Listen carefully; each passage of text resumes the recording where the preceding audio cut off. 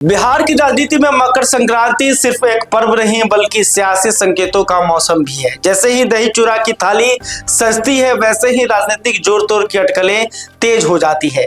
इतिहास गवाह है कि बिहार में कई बार दही चूड़ा भोज के बहाने सियासी खिचड़ी पक चुकी है और इस बार भी तस्वीरें कुछ अलग नहीं दिख रही।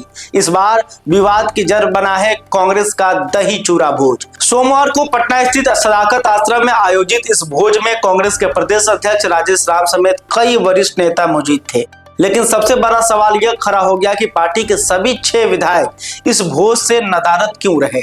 पार्टी की ओर से कहा गया कि कुछ कारणों से विधायक शामिल नहीं हो सके, लेकिन बिहार की राजनीति में कारण हमेशा सबके घेरों में ही देखे जाते हैं। अब यहीं से सियासत गरमाने लगी। सत्तारूढ़ जदयू ने कांग्रेस विधायकों के लिए अपने दरवाजे खोल दिए हैं।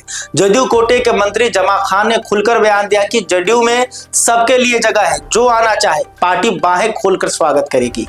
इस बयान के बाद सवाल उठना लाजमी है कि क्या यह सिर्फ एक सामान्य राजनीतिक बयान है या इसके पीछे कोई बड़ी रणनीति छिपी है। दूसरी तरफ लोजपा रामविलास के प्रमुख चिराग पासवान पहले ही यह दावा कर चुके हैं कि कांग्रेस और आरजेडी के कई विधायक उनके और उनके पार्टी के संपर्क में हैं और किसी भी वक्त पाला बदल सकते हैं। यानी एक तरफ जेडीयू खुला ऑफर दे रही है तो दूसरी तरफ एनडीए खेमे में शामिल दल लगातार संपर्क की बात कर रहे हैं। स्वाभाविक है कि इस पूरी कायावत में बीजेपी की पैनी नजर भी विपक्षी विधायकों पर बनी हुई है। कांग्रेस की ओर से इन तमाम अटकलों को खारिज करने की कोशिश की गई। प्रदेश अध्यक्ष राजेश राम ने साफ कहा कि उनके सभी 6 विधायक एकजुट हैं और टूट की बातें राजनीति का हिस्सा है।